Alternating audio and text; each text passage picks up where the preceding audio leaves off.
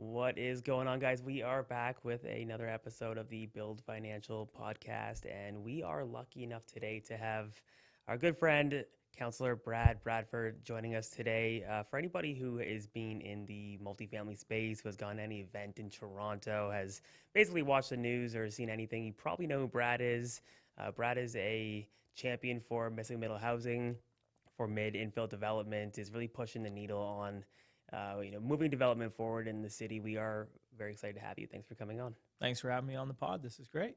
Yeah, I know it's always good to connect with like-minded people, especially people who have policy in mind and who can actually make a difference. So, we're really excited to have this conversation. I think a lot of our viewers are going to be excited to listen to it as well.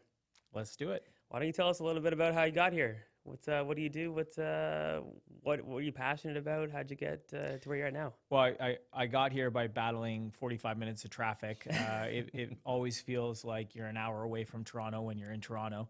But I was coming up from City Hall. My background and my training is in urban planning. So I've always been fascinated with cities. That was my vocation. That's what I studied. I started off working in the private sector at a firm called Dialogue here in Toronto. I was working on mainly transit projects, interestingly. Most of them weren't here in Ontario. I was doing work out in Alberta. And what was cool about the private sector was just the variety of work, the different things, the different cities that you got to see.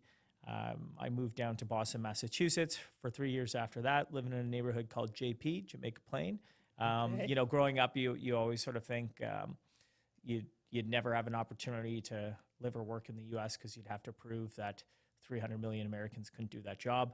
Of course, that's not the case. There's something at the time called temporary NAFTA visa. Urban planner was one of the professions. So I went down there, and then back in 2015, I came back to Toronto, and I landed a job in the chief planner's office at the City of Toronto. So that was my first experience and exposure to sort of big bureaucracy and local government and being on the municipal side of things and politics. And I did that for 3 years, and I saw, some of the really great things that government can do, what it's set up well to be successful with. And then, of course, I saw the friction, I saw the frustration, I saw the roadblocks, I saw the bureaucracy. I saw the culture of no, the inability to make a decision, all of these things that probably a lot of the listeners find frustrating when dealing with government. And, on the political side of it, I was involved in an organization called Civic Action, which was a mentorship program for young leaders. And all of my fellows in the fellowship program, they were doing really incredible things. Somebody had, made an app to connect seniors with services. Somebody had started a food bank. And I would show up each month and complain about being middle management with no direct reports, of course, very bureaucratic, and just sort of voicing that frustration. So eventually people said, stop complaining about it, put your hand up, run for office, try and make it better. So I had never been political. I'd never been a member of a party. That's still true today. I was raised by a single mom down in Hamilton who had 3 kids. So we were never involved in politics, never had a sign on the lawn or anything like that. But we had dinner table conversations about government, about politics, about what mattered. So, like a lot of people, you talk about it, you think about it, maybe you complain about it. But I didn't have the apparatus or background. I knew a couple political people. One guy I played hockey with, interestingly, in Cambridge, down your way. And he had been working on a counselor's office and sort of said, hey, Colin, thinking about running for office. He's like, well, save your time, save your money, save your marriage. Don't do it. It's a terrible idea. So that wasn't particularly inspiring. Talked to another person, basically had the same version. But I think it was honestly like my lack of experience with it, or even my naivety about it. I just said, I'm going to work hard and go out and knock doors. Because I worked at the city, I had to take a 6-month unpaid leave of absence. I knocked 50,000 doors that summer. And at the end of the day, on election night, it was like 37,000 votes cast, and I won by 286 votes. So, it was a pretty emotional night. And then after that, you're in the game, and it's kind of unlike the bureaucracy where everything is just so process heavy. There's no playbook. on the elected official side. They give you like a Medco key to open up the office, and there's like 4 old computers in there, and it's sort of like, go have at it. So I've just been trying to figure it out, the 7 years since, and we'll get into some of the stuff at City Hall, but I can't think of a better job and a better role where you can make more of an impact about the things that probably all of us really care about. I think at this time in Canada as well too, I mean, obviously there's a lot of things people probably have, opinions on, but obviously, we're focused on the housing. But, with you coming back or coming with the background of, urban planning and seeing the need for affordable homes, affordable developments on the rental side, yeah, I think it's, stars kind of align and put you in a position where you have a very big possibility to make some really good changes. And I think, to take a look at what's going on in the real estate world right now, especially on like this whole mid-size, private sector size, like there's a lot of people that are looking for someone like you to to be able to step up and kind of take charge and really make some changes, because there's a lot of potential out there and guys that are really good at what they do, and they can make a lot of changes. Well, and the politics of housing are changing. Like, it was not that long ago, ironically, when I ran in 2018, I was running against an NDP former member of parliament. So he had all the name rec, he had all the resources, the lists, all the stuff that makes it a little bit easier. But the quote progressive candidate, was running on status quo. The progressive candidate was running on neighborhood character. It's not lost on me that I represent a riding called Beaches East York. We've got $1 billion subway line 2, going right through the middle of it. And you look around and everything on top of it is 2-story development. And so one of the misconceptions might be for a lot of folks is they think of the progressives, the left-leaning councillors, as the champions for affordability, the champions for housing. And yet you look at the track record when they've been in power. A lot of the time, the type of growth has been anemic. The projects have been burdened with significant delays, cost overruns, and then they do, some slip in these poison pills, is what I call them, where it's something that looks good on paper or as a motion, make this development 50% affordable. But for guys that understand finance or how to drive a pro forma, that effectively kills the project. So rather than the sort of blatant NIMBYism of like, oh, that building's too tall, it's more veiled and more subtle, where it's death by 1,000 cuts. And they will say, well, this project has to, achieve a higher level of TGS. It has to be 50% affordable.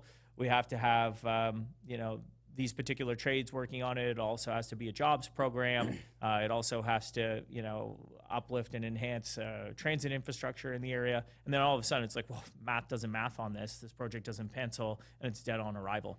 So all that is to say, I think since 2018, when I was elected, there was a time when politicians would literally campaign on taking an 18-story building and knocking it down to 12, and they'd be a hero. And they'd go out to the community and say, look, I knocked off, 6 stories of housing there. We made the building smaller. I'm standing up for the community. I don't know if it's as easy or as politically expedient to do that today. And I think that's a good thing, because when that 18-story building comes down to 12, inevitably it's more expensive to construct. Those costs are passed on to the consumer, makes the housing more expensive, and of course it's less supply at a time when we desperately need it. Well, I think we are entering almost like a Goldilocks zone, or all the stars are aligning. I think for a long time you didn't necessarily need the economics to work. Rent wasn't nearly as high as it once was. The cost of building wasn't nearly as high. The cost of debt was pretty cheap for a long time, and people got away with building condos. But where we're going now, it's out of necessity. I think people are sick of the dog rate condos. They're looking for something fresh. They're looking for, from an investor side, they're looking for something that still makes sense without having to spend an incredible amount of money. And I think the stars are aligning from the federal government, where they're coming down and they're forcing increased densification on larger municipalities and larger cities now.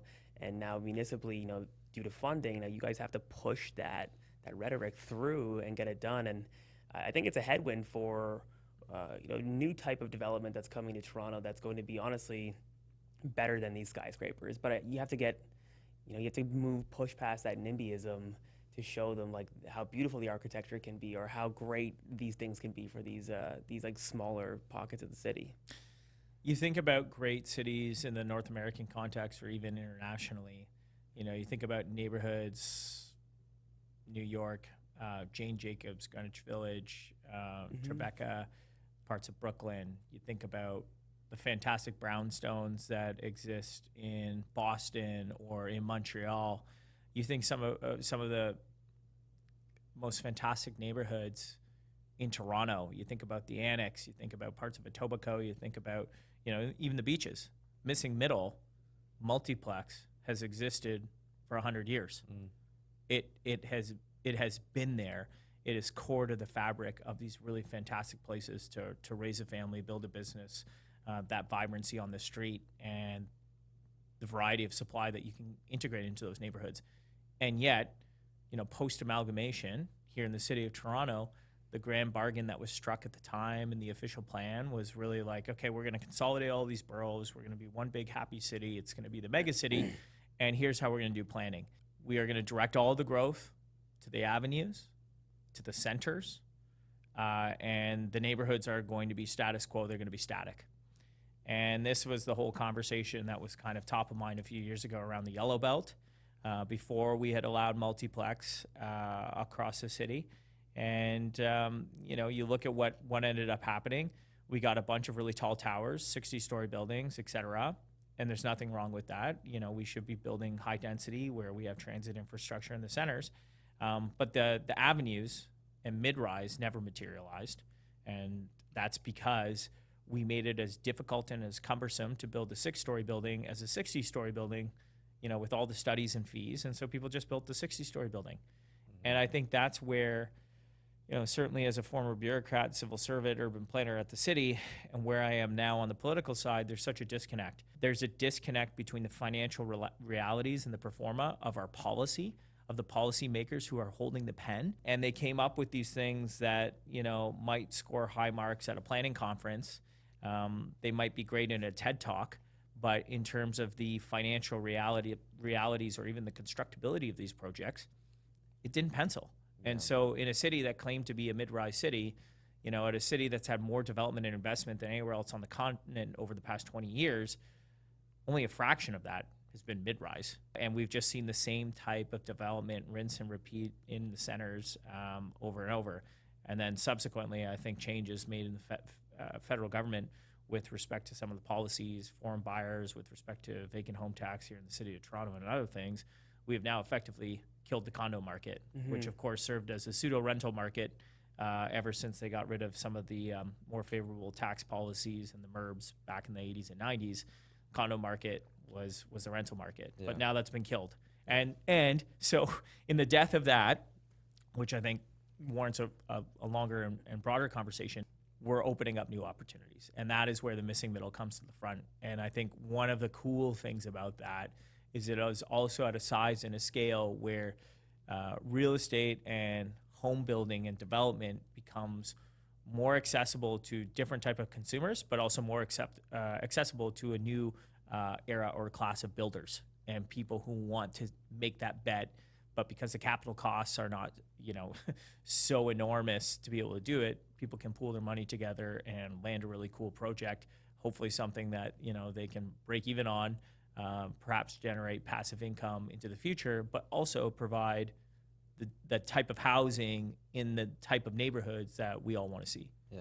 I mean, I was in Montreal just a couple months ago, and I hadn't been there since I was a kid playing hockey and stuff, but I didn't realize until you get into space. I mean, first off, I didn't realize how many apartment buildings are everywhere until I got into mortgages, and you start seeing it. But you go to Montreal and you realize how much multifamily there is, and a lot of it's older. And I understand the idea and the concept of not wanting to take away some character from certain neighborhoods, and I get that. But I think that's where the missing middle housing really has its a strong foothold, is that you can get the density in there, but still have these buildings that fit the characteristics of that neighborhood. It doesn't have to be, steel beams and glass windows. You can have these great looking buildings, walk up style, red brick, brown brick style buildings and still fit into the neighborhood. And I think that's why the missing middle like one of the most important things about it is that it kind of is that missing link. It allows you to bridge the gap on the density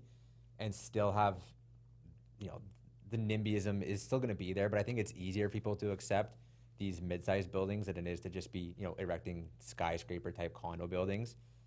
The people that are looking to build these missing middle projects are like beyond innovative. I mean, they're looking at building out like little mini communities. How can we work with transportation? How do we get the community feel there and bringing everyone together? Not just, I want to put a building up and make money at the end of the day, and that's all I'm there for. Like the individuals and the private sector developers that are really pushing these projects, that's not their mindset. Like they truly do care. They're really looking at making things better for the city.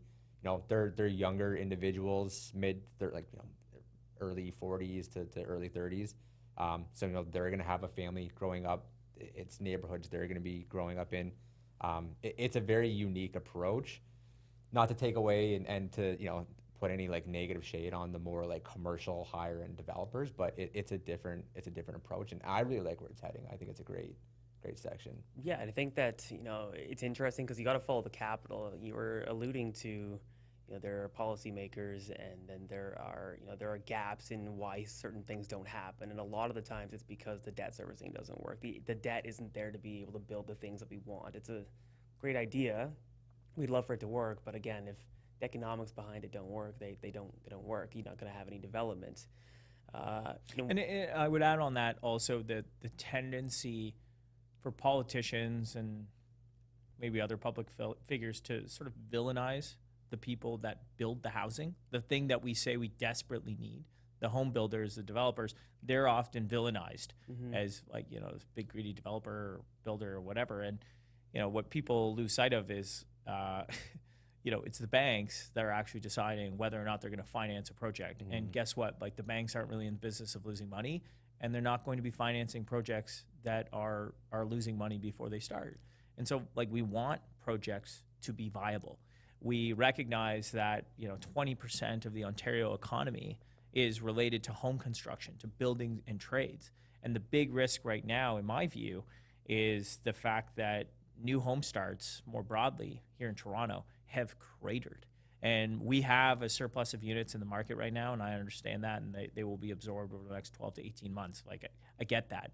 But projects that are not starting today are not going to be able to be occupied in 2027, 2028. So in the irony of, you know, these conversations about housing crisis and, you know, what can we do to build more homes, you have to look at the cost of these projects and make sure that the cost is financially viable, because nothing starting today is only going to exacerbate the crisis in 2 to 3 years from now, because you can't move into the home that wasn't built today and won't exist then. Yeah, it's kind of it's a function of capital flow, and unfortunately capital is not flowing. But what we're seeing is, you know, there was a ton of capital moving, you know, back when residential real estate was moving, right? But that money needs to find a scalable way to be able to deploy. And what's happening is people are getting into, or they're pooling capital to get into this space. And, you know, as Ehren was saying, like the products that we have now available need to align with the zoning and the densification laws that you guys are passing. Because, you know, for example, in Kitchener, you know, you can't have 5 units on a single lot. And then, you know, you have policymakers asking, well, why aren't we having any of this development housing or infill housing here? It's because you need 5 units to be able to get CMHC construction debt or to get CMHC commercial debt. So I think there's just like a gap here between, you know, understanding how the debt and capital is flowing, because the retail investors can no longer afford regular rental housing. Their income no longer supports the debt it takes to do it. So, you know, they're transitioning into this type of housing and building it. There just needs to be a clear line of communication as to the requirements needed to flow capital towards doing it, and then you're going to see that exasperate. Well, that and the policy decisions too. I mean, you look at previous CMHC and their just their policy on like collateralizing mortgages. Like you could previously build like 2 4plexes and, you know, collateralize it with CMHC loan, but then they've gone and made that policy change where, you know, that might have been a potential option. Now you can't do that. So now it's, you know, it's understanding how the performers work and how the the profit needs to be there, but also like what policies are we putting into effect that are actually going to help push this along in a positive manner as well too, not make things more difficult. Yeah, and I think that's the guiding mantra that all governments at all levels should be trying to operate from is, look, there are challenges in front of us right now.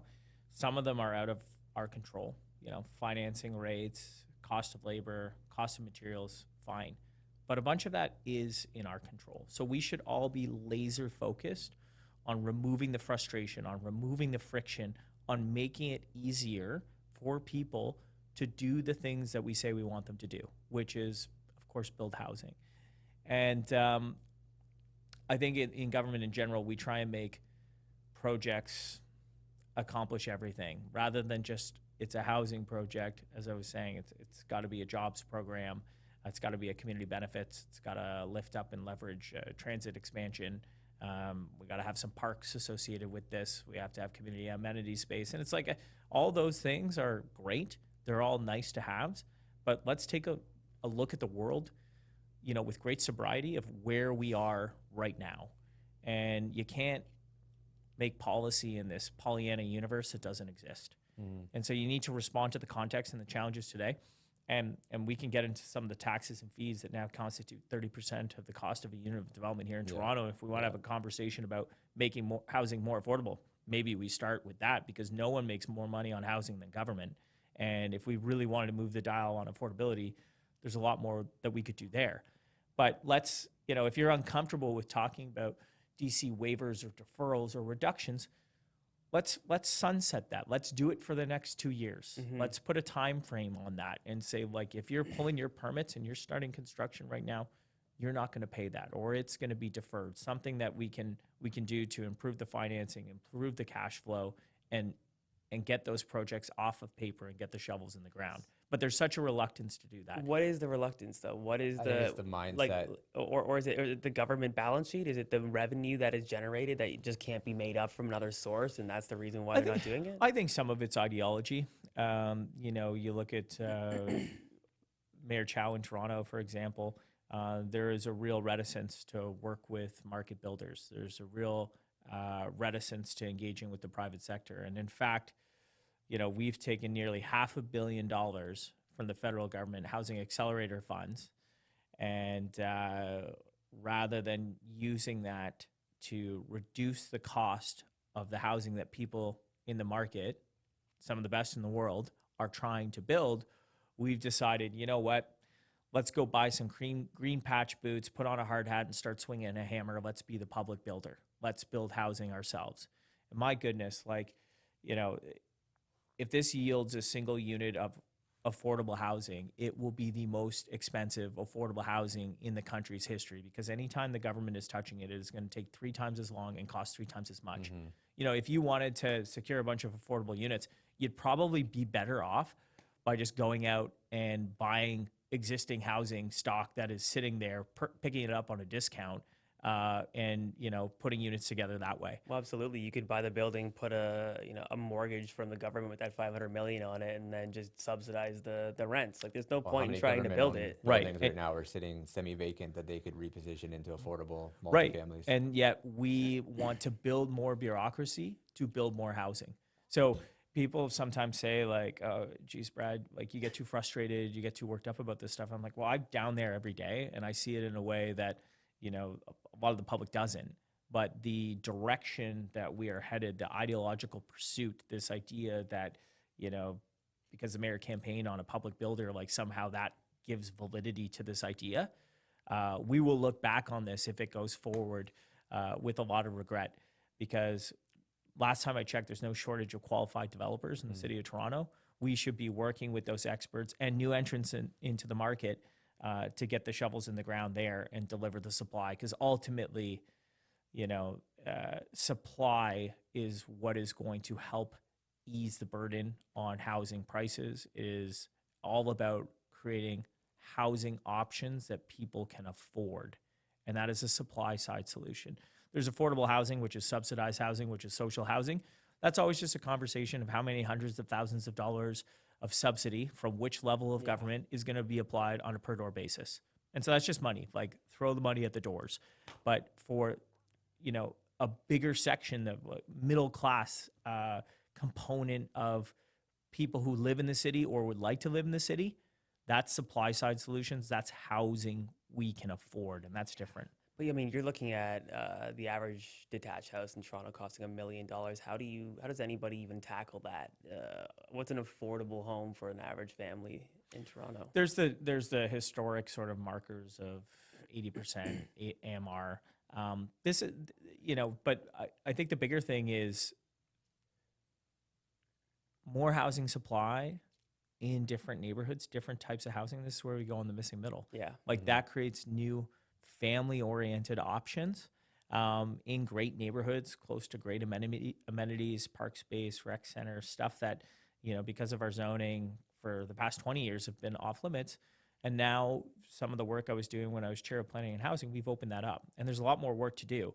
But rental units or affordable home ownership that people can afford, shared ownership models, and we need to have the banks get their head around that from a financing and mortgage perspective. Yeah. But all of those are now possible if we set the table from a zoning site plan perspective to be less super prescriptive, but more flexible, more accommodating, and see what we can go out and build.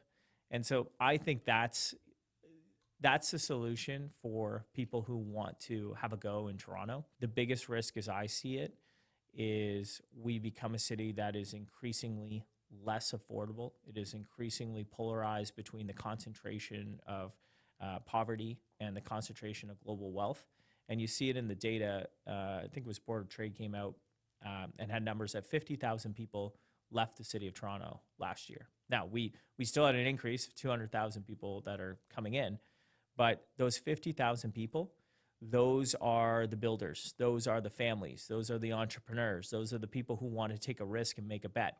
They maybe they make $90,000 a year. They make too much money to qualify for any sorts of programs, but not enough money to be able to afford to live here.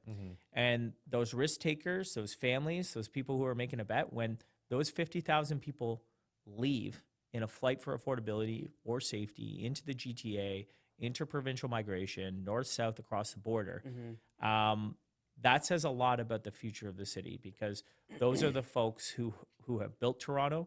Those are the folks who have historically, taken those risks, made a bet, built businesses, created wealth, pay their taxes, generate paychecks, increase prosperity.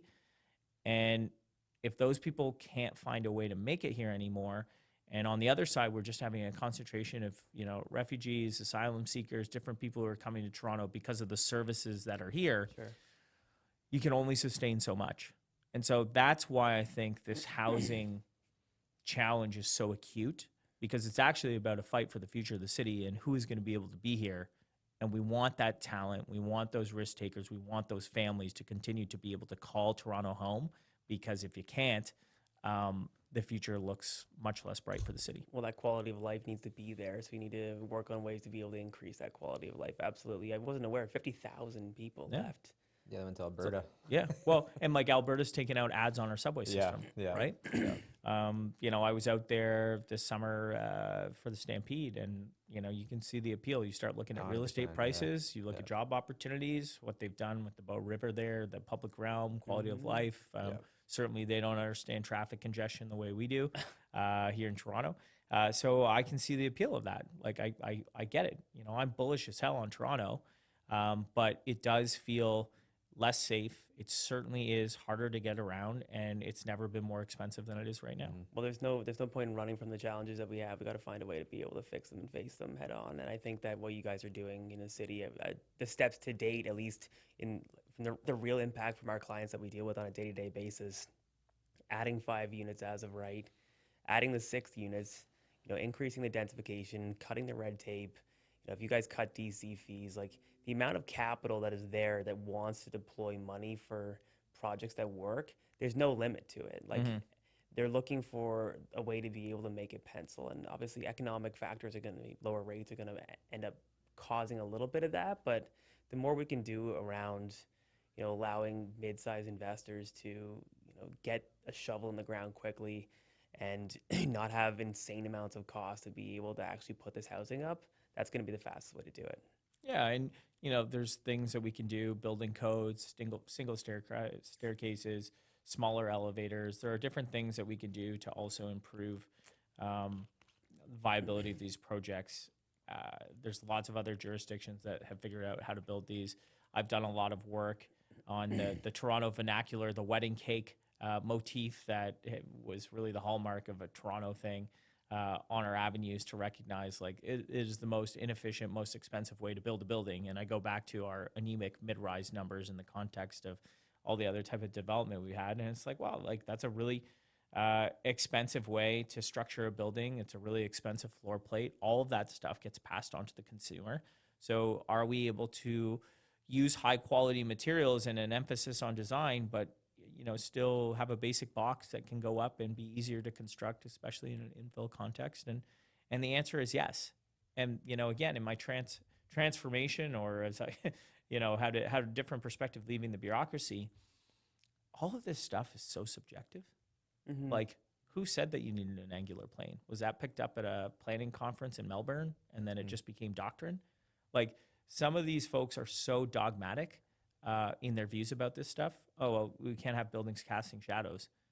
Why? Okay, like there's a lot of cities, first of all, that do, and all the precedent photos and planning presentations and stuff, they're all from Europe, these tiny narrow streets where the buildings go straight up and everybody says they love it and they want a vacation there, but not in Toronto. Yeah. And when it's 35 degrees out in the summer, where are people hanging out? They're hanging out in the shade. Yeah. Like it's just like this binary view of what's acceptable and what's not, absent any sort of conversation about context, is nuts, right? And so we have to break that mold. We have to challenge the dogmatic views that have been, not guidelines, but in fact enforced as law for the past 20 years, and recognize that the way we build today is going to be different than the way we did it before. And by the way, like, that's not a bad thing. Change is very difficult to manage, but that's where leadership comes into place.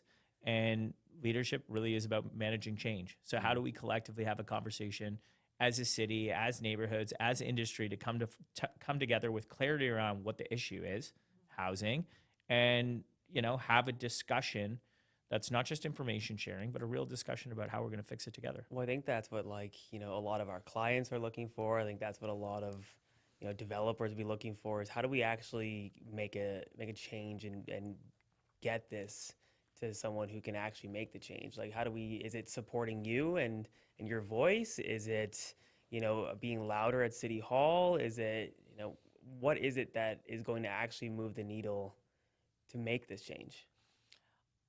I've never won an argument by telling somebody how stupid their position is. Of course. So I think there's a tendency, when you look at places like Twitter or wherever these social media conversations are happening right now, to go out and dunk on people. I don't think that's super productive. Some of the guys that write op-eds in the paper, in the architectural space, going out and,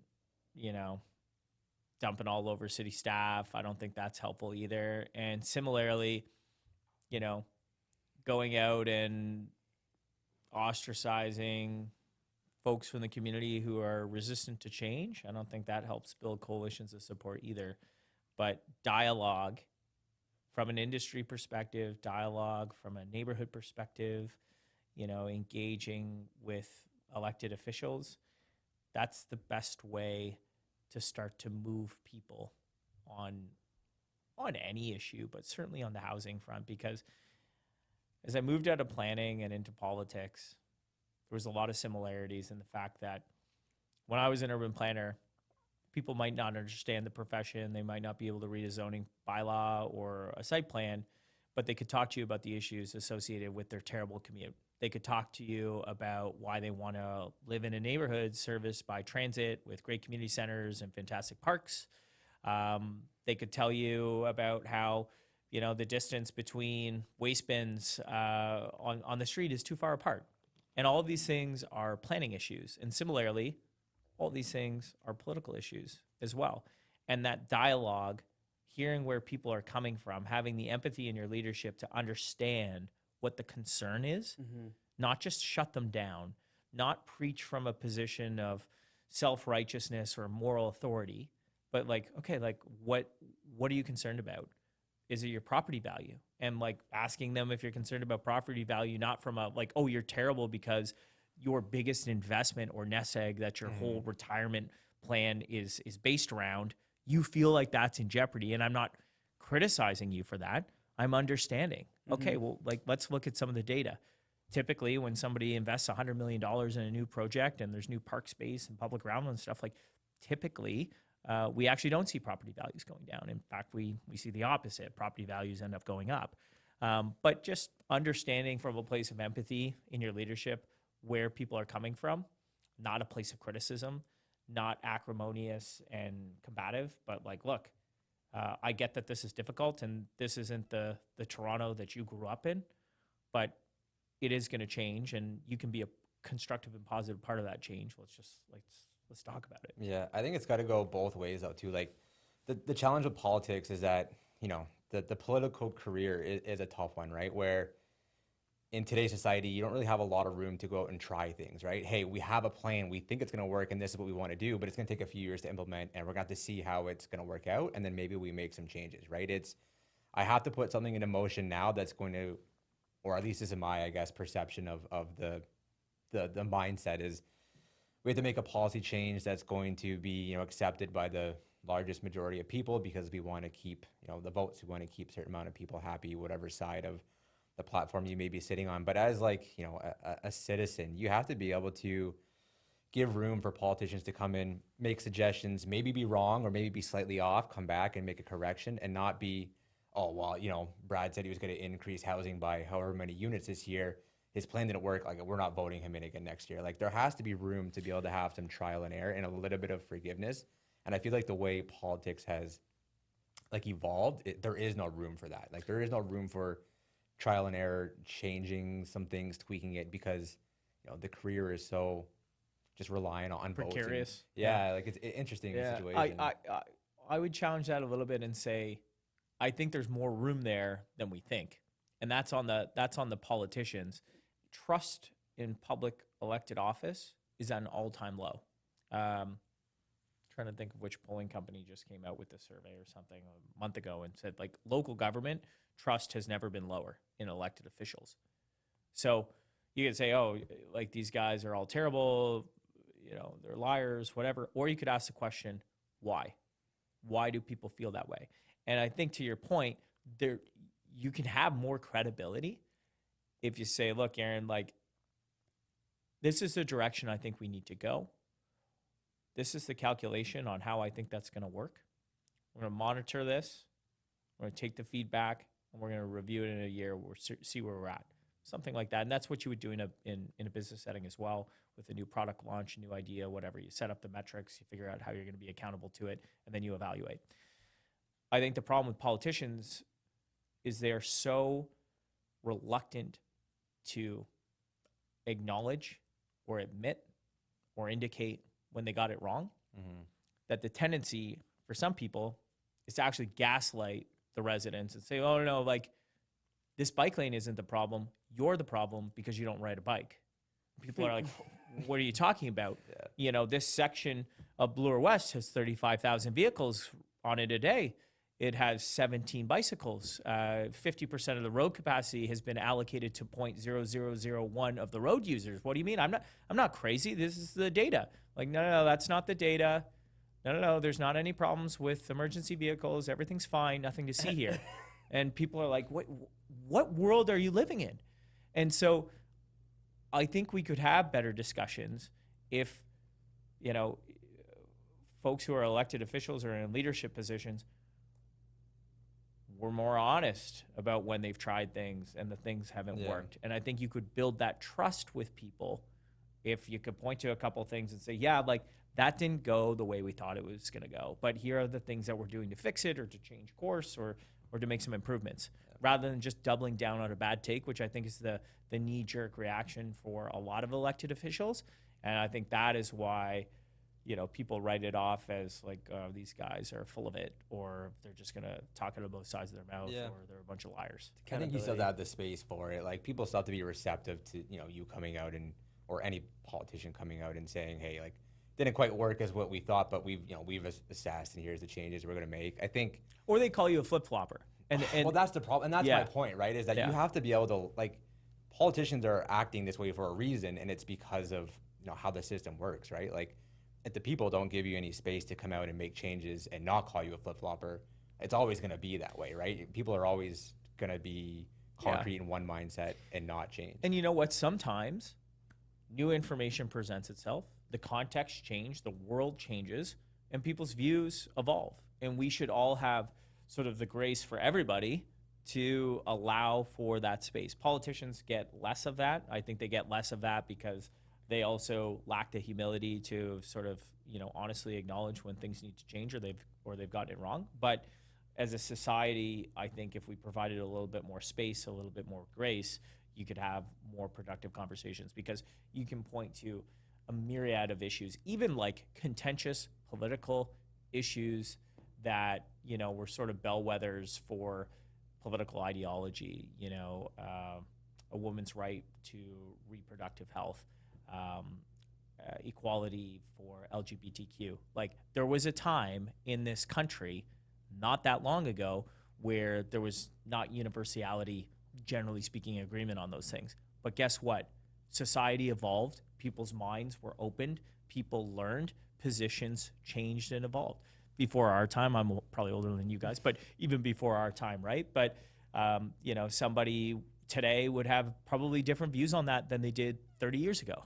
Absolutely. So, and that's okay. I actually think it's good and it's healthy. And we need to have those same types of conversations and create that space for each other, certainly when it comes to housing, certainly when it comes to the evolution of cities and the type of development and density and types of buildings we're going to see in neighborhoods going forward. Absolutely. I know we got 5 minutes, but I don't know if we want to give you maybe 5 minutes, because I think your name's a bit of a front runner for upcoming Mayor 2026, just in terms of popularity, popular name. Do we want to give you a little bit just to touch on what your future vision kind of looks like, things that you would like to? Well, look, there's out there? there's nothing official yet. No, the election but- is Sorry, not still- as a still just still the name in what, the running. what I and- what I could tell you is there's a lot of frustration here in Toronto. People feel like local government is very out of touch with their day-to-day needs, and I think about it as a father. It's never been more difficult to get around Toronto. Sometimes I drive a car, sometimes I ride a bike, sometimes I take transit, but it's a bumpy ride across all three of those. And moving people in this city, a city that's 640 square kilometers, has to be a priority. And when we continually tie up parallel street after parallel street after parallel street with construction and no coordination, that's frustrating. When the Utah Hockey Club is having to abandon ship and get off the bus and walk down to the Scotiabank place, that's embarrassing. When you take the TTC Line 1 Young Line and it's constantly being throttled on the speed as it goes north because we're trying to preserve the longevity of the rail, that's embarrassing and it's very frustrating. And all of a sudden, the TTC is not the better way. It's the transit choice of last resort. So, like, quality of life issues, the ability to move around Toronto, to get to the job site, to get to the office, to get home to your family at the end of the day, super important. We've had a rash of really destabilizing violent crimes here in this city and others recently. That's not just local government's issue, but are we prioritizing and directing resources appropriately to deal with that? I have not met a father in this city that doesn't keep a baseball bat in their bedroom, because if somebody comes in there, the assumption is they're there to do harm. They're kicking in your front door, and it might be 15 to 20 minutes before the police arrive. So, like, you're going to do what you have to do to protect your family. So people are concerned about safety. And then affordability, it's housing is the biggest bill that everybody pays every month. It's their mortgage or their rent. Housing starts have absolutely plummeted. We're on this fool's errand to try and, become a developer as the city of Toronto, which is crazy. And then the biggest bill that you pay every year is your property tax bill. And your taxes have gone up by 25% over the past 3 years, with the promises of better services that have failed to materialize. So there is a lot of frustration. And I think at the end of the day, local government needs to get back to basics. They need to focus on the core services. And that means that when it snows in the wintertime, we get the plows out, we actually clean up the snow. In the summertime, when it's hot out, the pools are open. You know, Toronto closed the pools this summer because it was too hot. And Miami didn't close down the pools. Scottsdale, Arizona didn't close down the pools. Our neighbors to the west in Mississauga and Pickering in the east, they didn't close down the pools. But we were not prepared for the heat wave that was in the forecast for an entire week. So, like, these are basic core competencies that have ceased to function. And I think if you look at the arc of Toronto, you know, over the past 10 years, we have seen a managed decline. And that is because the leadership here has tried to be all things to all people. Everybody's wanted to walk into the room and be the most popular person everywhere they sit down. But when everything's a priority, nothing's a priority. We've spread ourselves a mile wide and an inch deep, and it means that those core local government services, like I just described, you know, the city's doing about a C minus D plus level instead of having laser focus on what's most important and knocking it out of the park. And if we can do a better job on the basics, then we can be a city that's ready to build. Then we can be a city that is ready to unlock your potential, the best city in the world where you can raise a family or start a business or find access to opportunity. That's the vision that Toronto needs to achieve. We need to recognize, lean into our greatness, but we cannot do that unless we start to get the basics right. So I am seized with that every day. That's what I talk about. That's what I hear about from folks in Etobicoke, North York, Scarborough, and downtown. And I suspect that's a conversation we're going to keep having over the next 400 plus days.